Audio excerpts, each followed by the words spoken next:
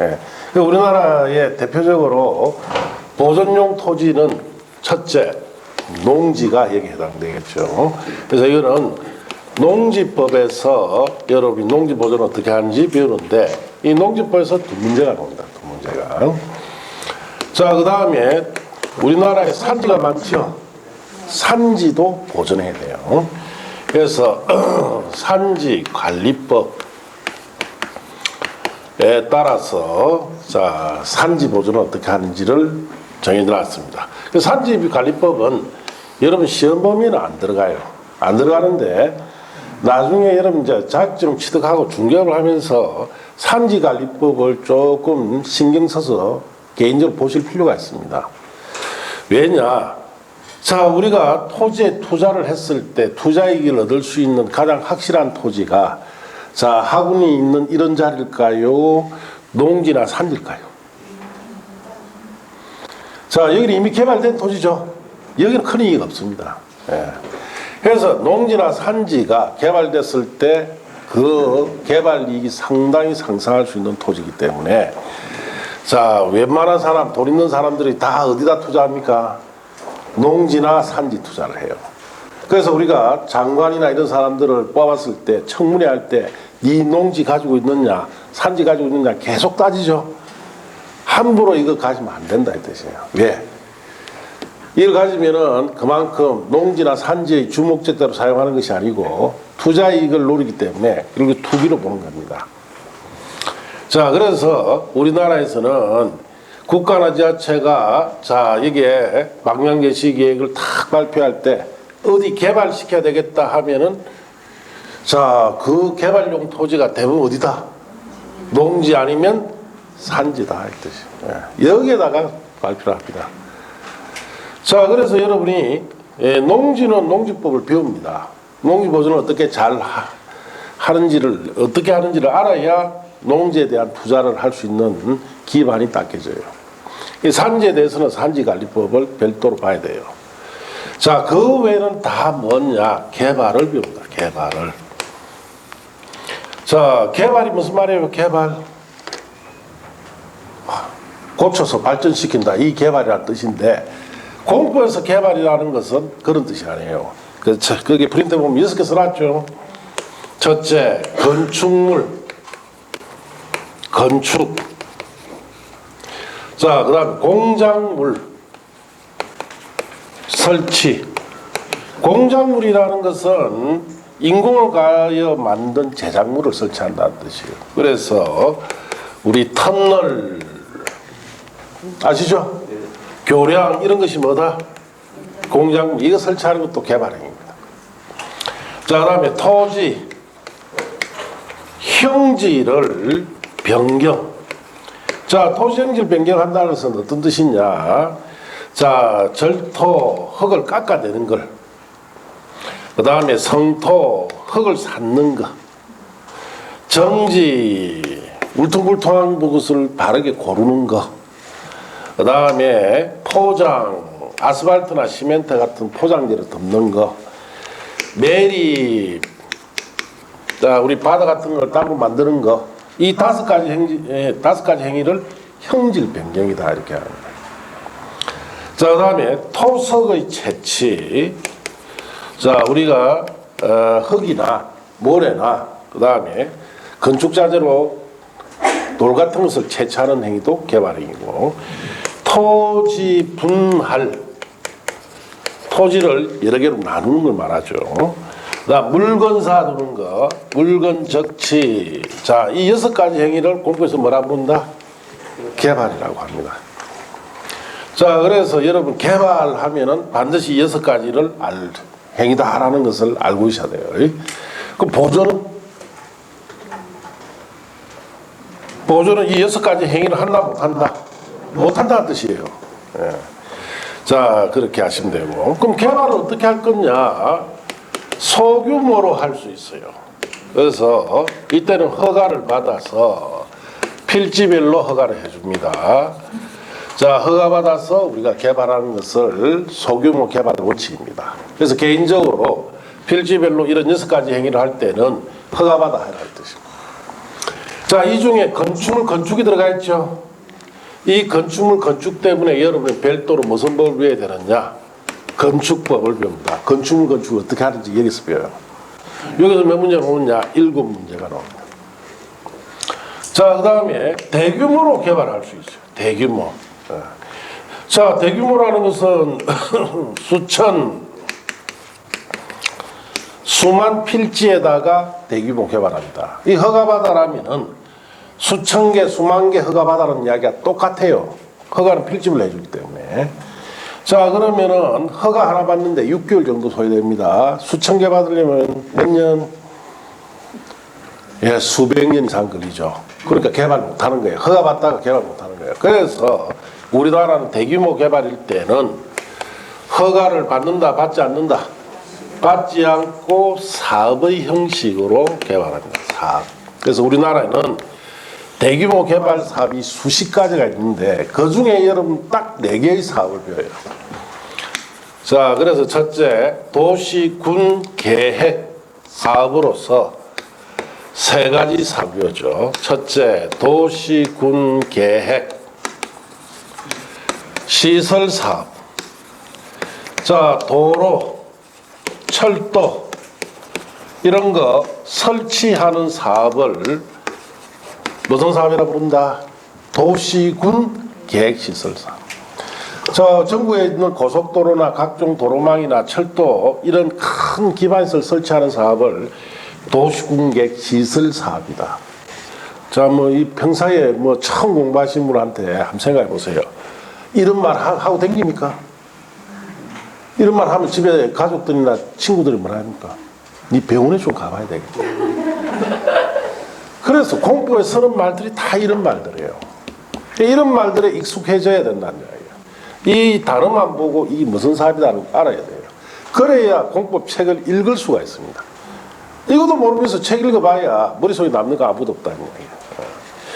자, 그 다음에 도시개발사업, 도시개발법에서 다루는데, 자, 이 도시개발 사업은 간단하게 말씀드려서 우리 신도시 조성사업 있죠? 이런 거예요. 뭐 아니면 큰 산업단지 조성사업 이런 것이 도시개발 사업인데 여기에서 6문제가 나와요. 자, 그 다음에 정비법에 정비사업이라고 있어요. 자, 정비사업은 재개발이란 말 들어봤습니까? 또 재건축이란 말 들어봤어요? 어느 한 동네를 전체를 재개발하거나 낡은 아파트 단지 전체를 재건축할 때 쓰는 사업이 무슨 사업이다? 정비사업이에요. 여기서 6문제가 나옵니다. 자, 이런 3가지 사업과 그 다음에 주택법에 주택건설사업이라고 되어 있죠. 자, 주택건설사업은 여러분이 살고 계시는 아파트, 전국적으로 있는 아파트 단지 있죠. 조성하는 사업이에요. 아파트 단지 조성할 때 쓰는 사업인데 여기서 7문제가 나옵니다. 자, 전체적으로 이렇게 4가지 사업을 통해서 대규모 개발 사업을 어떻게 하는지 이걸 배운다. 자, 그래서 이 내용 전체가 여러분이 앞으로 공법에 배워야 할 내용을 딱 체계도로 딱 잡은 것이 가장 여러분 지금 단계에서 자, 딱 알맞는 체계도예요. 네. 이 이상 넘어가면 머리가 어떻다? 못 받아들여요. 그래서 앞에 복잡한 체계도는 보지 마라. 보지 마라. 이 정도만 알아도 됩니다. 예. 그래서 공법 전체 내용이 그 한 장 속에 들어가 있어요. 그래서 이런 전체 공법에서 이런 내용들을 배우는데 그래서 우리가 다음 주부터 이제 구체적으로 여기에 단어 하나하나 있죠? 이 뜻을 다 배웁니다. 그래서 이 공법이 왜 양이 방대하냐? 여기에 있는 단어 하나를 갖다가 열고 들어가죠. 이 단어 용도지역도 열고 들어가면은 또 열면은 그 용도지역이란 단어 하나에 수십 페이지가 들어가 있어요. 여기에 수십 페이지, 여기도 수십 페이지, 뭐 어떤 거는 이런 사업 같은 경우에는 100페이지, 200페이지씩 들어가 있습니다. 이 속에. 그래서 양이 어마어마하게 많은 거예요. 그래서 가장 여러분이 공법에서 제일 중요한 강의가 다음 주부터 하게 되는 겁니다. 왜? 이제 용어를 배우는 거예요. 용어를 배우면 여러분이 이제 공법 책을 폈을 때 읽을 수가 있어요. 머릿속에 무슨 말인지 들어오기 시작합니다. 요거를 모르면은 100번 읽어도 절대 무슨 말인지 몰라요. 그러니까 여기 있는 이런 용어들을 다음 주에 하나씩 쓰는데, 요걸 배우는데, 여러분 가장 딱 요걸 배울 때 딱 아셔야 될 것이 뭐냐. 이 용어가 우리 사회에 어떻게 쓰이고 있는지를 빨리 아셔야 돼요. 자, 여기 있는 이런 계획들, 어떨 때 쓰는지, 실제로 이런 쓴 곳에 우리가 가봐야 돼요. 아, 이럴 때 쓰는 계획이구나. 이런 걸 이제 다음 주에 하나하나 배웁니다. 그래서 그림도 많이 그리드리고, 그리고 이럴 때 어떻게 쓴다, 이런 것을 하나하나 다 배우게 됩니다. 자, 그래서 공법 전체의 내용이 이렇게 구성되어 있다. 자, 그렇게 하시고, 그럼 책을 한번 봅시다. 122쪽에. 자, 보시면 부동산 공법의 입문이라고 되어 있죠. 자, 찾았습니까? 부동산 공법의 의의는 우리가 봤죠. 그 밑에 박스에 보충 사법이란 말이 있죠. 그 부분은 안 보셔야 됩니다. 그냥 버리세요. 왜냐? 여러분은 여기에 시험 공부하러 왔습니까? 연구하러 왔어요. 예. 그 사법이란 뜻은 그런 것은 연구를 위해서 필요한 거지. 여러분 시험에는 필요 없는 거예요. 그래서 과감하게 뭐? 버리라 이 뜻이에요. 나 이거 보고 싶은데 그럼 보세요. 그러면 몇 년 걸리느냐? 10년 걸립니다. 합격하는데. 예. 제가 20몇 년을 강의하면서 자, 버리라 할 때는 시험에 도움이 안 되고 오히려 장애가 되기 때문에 버리라는 겁니다. 알겠습니까? 예. 그 밑에 두 번째 박스에 부동산 공부 학습 방법도 미리 다 이야기를 했죠. 버리세요. 자, 그 다음 페이지 가시면 부동산 공법의 체계라고 되어 있죠. 체계는 우리 프린터 그거 하나 간단하된 그것만 알면 돼요. 이거 버리세요. 자, 그리고 부동산 공법의 성격이라고 되어 있죠. 찾았습니까? 버리세요. 자, 3번에 행정계획이라고 되어 있죠. 예, 버리세요. 버리라는 것은 영원히 보지 말아야 뜻이에요. 도움이 안 되기 때문에. 자, 옆 페이지 가면 4번에 행정청 체계라고 되어 있죠. 그건 우리 프린터에 있으니까 그것도 역시 버리세요. 자, 이제 그 다음 페이지도 버리시고, 그 다음에 127쪽에 가면 용도지역의 지정 현황 찾았습니까? 버리세요. 연구하는 데 필요한 거지 시험에 아무 필요 없습니다. 자, 그 다음에 전국의 지도 현황이라고 되어 있죠. 찾았습니까? 버리세요. 네. 자, 대한민국 헌법이라고 되어 있죠. 버리세요. 네. 그 밑에 국토계획 및 유행하는 법률 그 페이지 다 버리세요. 네. 시험에 도움되는 거 아무도 없습니다. 옆 페이지 가면 그 다음 페이지에 법의 체계라고 되어 있죠. 이걸 왜 봐? 버리세요. 시험에 도움이 안 됩니다. 예. 그러면 뭐 다 버렸네. 예, 그렇습니다. 그래서 이제 1월 달에 우리 본교재를 가지고 수업할 때도 마찬가지. 시험에 불필요한 거는 아예 버리라고 합니다. 예. 그럼 여러분은 댁에 돌아가서 버리라는 부분을 복습한다 안 한다? 하지 마세요. 예. 1년 만에 합격하려면 복습하면 안 돼요. 버리라는 과감하게 영구히 버리버려야 돼요. 그래서 수업한 것만 딱 하시면 돼요. 예. 자, 그렇게 아시고. 자, 그러면 이제 우리가 이렇게 쭉 전체를 봤는데, 자, 여러분 여기서 이제 한 번 더 알고 있어야 될 것은 부동산 공법은 주체가 누구예요? 행정기관이겠죠. 국가나 지방자치단체 같은 행정기관이 전국에 있는 토지 등을 개발시켜서 이용하도록 아니면 보존시켜 이용하도록 규제하는 법을 부동산 공법이다 이렇게 얘기를 합니다. 자, 그러면은 여기 보시다시피 자, 우리가 전국에 있는 어떤 토지든 간에 개발, 보존 딱 두 가지밖에 없어요. 예, 안 그렇습니까? 그러면 개발하는 곳에 들어가면은 이걸 공장 부지로 개발할 건지 상업 부지로 개발할 건지 세부 내용들이 많이 들어가 있겠죠. 예. 이제 앞으로 이제 그런 걸 배운다. 그 보존할 때는 한 가지입니까? 보존도 여러 가지일 거예요. 여러 가지입니다. 보존도. 자, 어떤 사례는 이렇게 보존해라. 또 저 산에는 저렇게 보존해라. 이런 것이 다 들어가 있어요. 어쨌든 지금 단계에서는 이런 개발과 보존을 위해서 규제하는 가장 좋은 방법은 계획이라고 그랬죠. 예. 그래서 우리나라는 토지용계획 제도라는 것을 도입을 해서 먼저 방향을 정해주는 계획, 말 그대로 개발할 건지 보존할 건지 기본적 방향을 정하는데, 국가계획은 전국 토대상이고 광역도시계획은 여러 지역을 묶어서 할 때, 도시군기본계획은 단일한 행정구역에서 개발할 때 쓰는 계획들입니다. 자, 그리고 이런 계획에서 방향을 정해주면은 구체적으로 실행계획이 만들어져야 돼요. 요 사이는 5년 이상 걸립니다. 그 왜 5년 이상 걸리느냐? 여기에 개발하라고 딱 정해놨는데 막상 개발하려고 계획을 발표했지만 검토를 해보니까 개발 가능성이 없을 경우가 있습니다. 왜? 자, 여기 개발하고자 하는데 여기에 지반이 연약 지반이다. 토질이 개발에 적합치 않다. 그럼 개발하면 됩니까? 안 됩니까? 개발해보면 그냥 다 주저앉아버려요. 그럴 때는 개발 못하겠죠. 그래서 5년 동안 그걸 조사를 합니다. 자, 거기 적합했을 때 무슨 계획이 발표된다? 실행계획이 발표돼요. 이게 발표돼야 구체적으로 개발 보전이 착수됐답니다. 그리고 개발과 보전이 착수되어서 맞추고 나면은 거기에 맞는 뭐까지 정해준다? 용도까지 정해줘요. 자, 이런 용도까지 정해진 토지에 우리가 보전이라고 정해놨으면 보전해야 되겠죠. 개발할 때는 이런 6가지 행위를 할 수 있는데 소규모로 할 수도 있고 대규모로 하는데, 대규모로 할 때는 사업의 형식으로 개발합니다. 이런 내용들을 머릿속에 쭉 프린트를 보시고 안쪽에 한번 이렇게 쭉 연상하시면 됩니다. 자, 그리고 이제 제2편 국토의 계획 및 이용에 관한 법률이라고 되어 있죠. 자, 이제 글로 들어갑니다. 자, 이 법에서는 앞에서 12문제 온다고 그랬죠.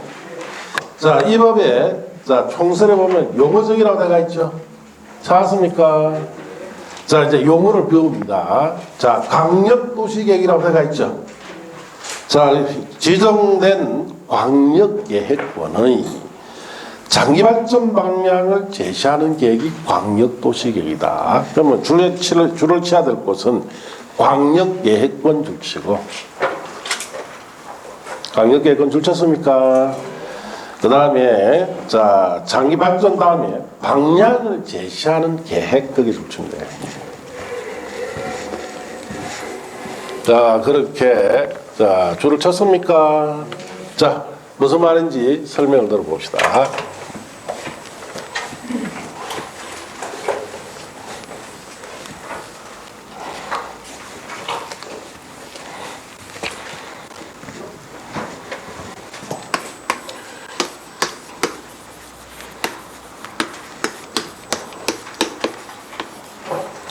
자, 광역도시계획은 지정된 광역계획권에 대한 장기 발전에 관한 방향을 제시하는 계획을 광역도시계획이다. 자, 그래서 이 계획은 무슨 계획이다? 방향제시계획이에요. 자, 우리나라 토지용계획 중에 먼저 방향제시계획부터 발표한다 그랬죠. 이건 방향제시계획입니다. 개발에 대한 방향, 보전에 대한 방향을 정해주는 계획이다. 어디에 대해서? 광역계획권에 대한 방향을 정해주는 계획입니다. 자, 그럼 이 광역계획권이라는 것은 이런 뜻이에요. 인접한 둘 이상의 특별시, 광역시, 특별자치시, 특별자치도, 시군. 자, 이 6가지가 우리나라의 단일한 행정구역입니다. 자, 우리나라 단일한 행정구역 종류가 몇 개예요? 6개. 특별시, 광역시, 특시, 특도까지는 광역지방자치단체로서 단일한 행정구역이고, 자, 도는 시군복합체예요. 도자리에 항상 단일한 행정구역이 나열할 때는 도자리에 대신에 뭐가 들어온다? 시군이 들어와요. 왜? 도는 시군 복합체이기 때문에. 그래서 항상 단일한 행정 나열할 때 특광, 특시, 특도, 시군. 자, 그러면은 2개 이상의 특광, 특도, 시군 지역에 걸친 지역입니다. 걸친 지역에다가 광역시설. 자, 예를 들어서 고속도로나 철도나 공항이나 등등등 이런 광역시설을 자, 설치할 목적으로 지정하는 것이 뭐다? 광역계획입니다. 자, 우리나라에 각종 고속도로나 철도, 공항 같은 이런 큰 광역시설이 있겠죠? 이거 그냥 설치 못합니다. 그냥 2개 이상 행정에 걸쳐서 들어가기 때문에 규모가 굉장히 큽니다. 그럼 2개 이상 행정구에 걸쳐서 이 시설이 들어가는 자, 이런 광역시설이 들어간 이곳에 대해서 이 광역시설이 설치됨으로써 개발이 되기 때문에 먼저 이 계획부터 방향을 어떻게 해주라? 제시해주라 이 뜻이에요. 예. 그래서 이런 광역시설을 설치해서 인접한 2개 이상 행정구역에 자, 개발을 어떻게 할 건지에 대한 방향을 정해줄 때 쓰는 계획이 광역도시계획입니다. 예. 그러면은 자, 우리나라에는 광역도시계획을 통해서 자, 개발된 곳이 있을까요? 없을까요? 천지죠, 천지. 여러분 모르고 살았다. 자, 가장 최근에 자, 개발된 곳이 어디냐 하면은 이 계획을 통해서 개발된 곳이 인천 국제공항입니다.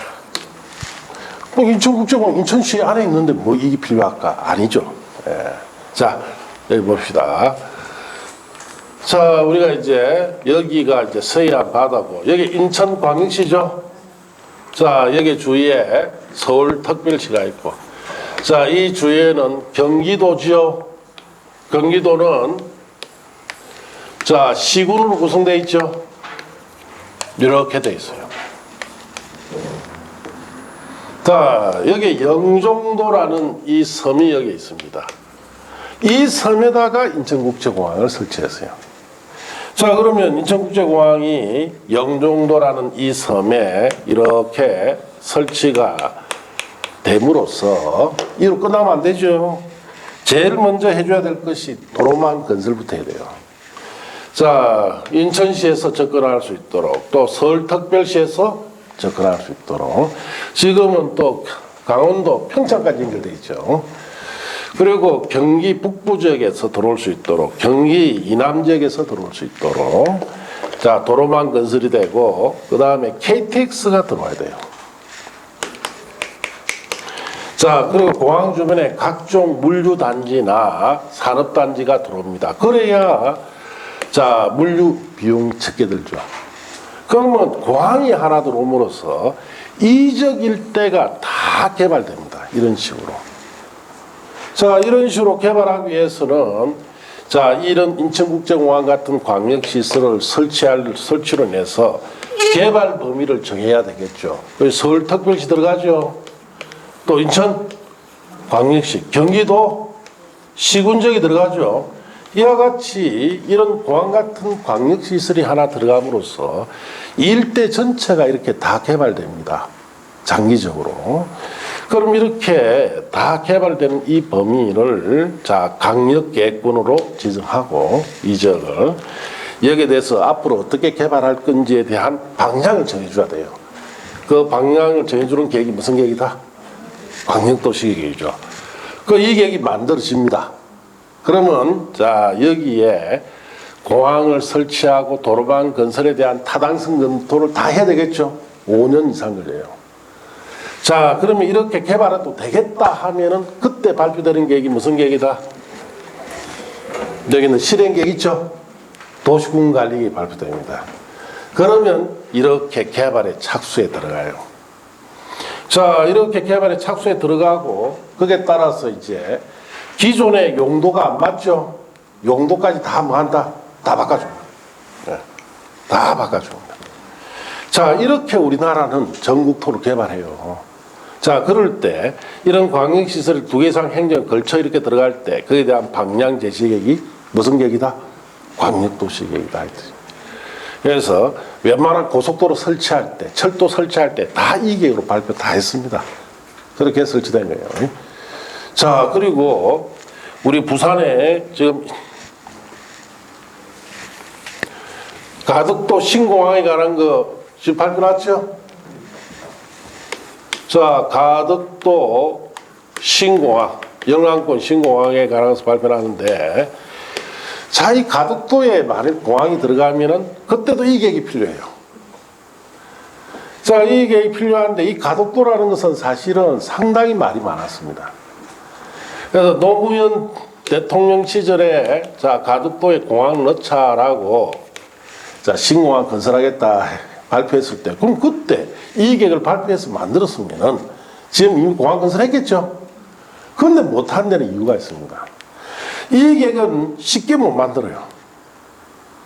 최종적으로 이 계획은 국토교통부 장관이 오케이 해야 돼요. 장관이 오케이, 대통령부터 해서 장관이 오케이 하지 않으면 이 계획은 못 만듭니다. 자, 그래서 노무현 대통령 시절에 가덕도 공항 넣자 하니까, 자, 이 계획을 만들려고 하니까 문제가 이 계획을 우리가 이제 자세히 배우게 됩니다, 앞으로. 시도지사의 의견을 들어야 되도록 돼 있어요, 법에.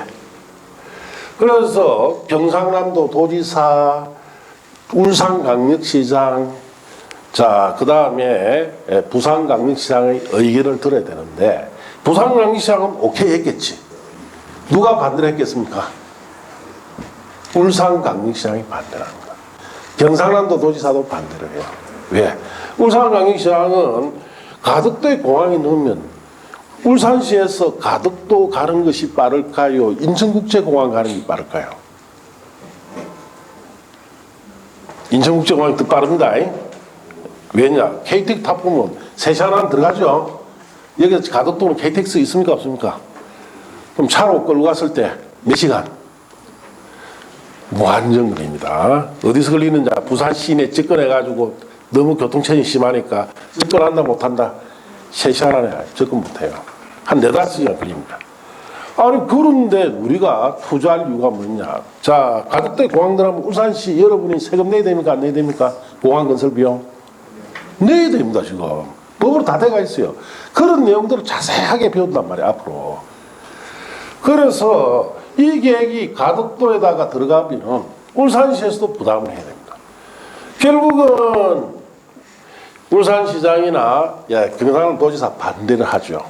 그리고 또 추진을 하려니까 자, 경북에서는 밀양시를 공항으로 만들자 했죠. 밀양시는 공항이 안 됩니다. 왜냐? 밀양시는 산악지역이기 때문에 산 40개를 없애야 됩니다. 그 일대 전체 산을 없애야 들어간다. 그런데 뭐 모르는 사람이 산 4개만 없으면 된다 했는데, 그러니까 이제 외국의 유명한 항공 전문가가 뭐랬습니까? 조종사가 그 큰 여객기를 요래가 들어가야 되는데 그건 바보짓이다는 겁니다. 그래서 밀양시도 의미가 없어지고 한동안 잠잠했네요.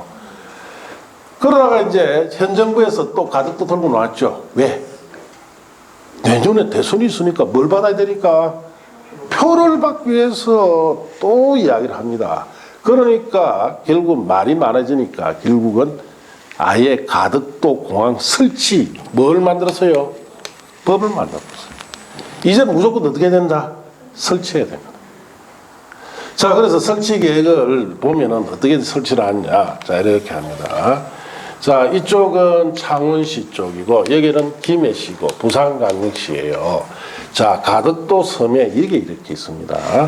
자, 공항은 어떻게 들어가느냐? 공항은 요래 들어가요. 요래. 예, 가덕도 섬 끝들이 여기 끝자리 있죠. 여기 공항이 이렇게 들어가요. 자, 그래서 이제 고속도로망을 자, 부산시에서 접근할 수 있도록 자, 창원이나 자, 김해시 쪽에서, 그 다음에 저 남해안 쪽에서, 그리고 울산광역시는 어떻게 도로가 들어가느냐 하면은 부산시 해안을 따라서, 자, 이렇게 해안 따라서 여기 울산광역시가 있겠죠. 자, 그래서 울산광역시에는 해안도로를 타고 들어갑니다.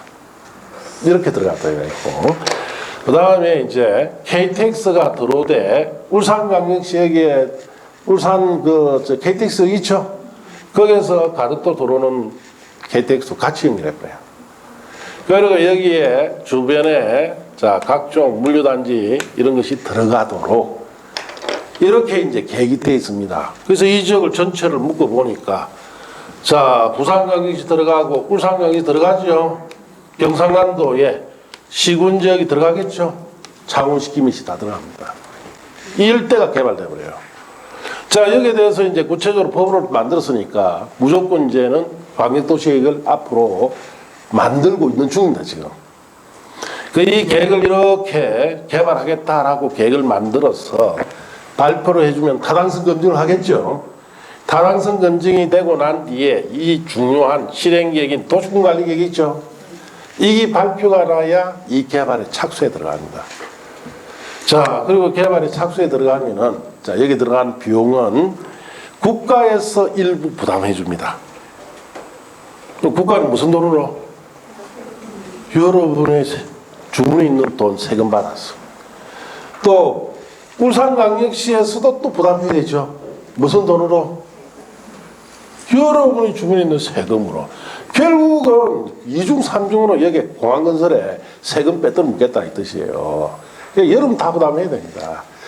자, 경상남도, 울산, 부산 시민들이 다 부담해야 돼요. 이 비용을. 예.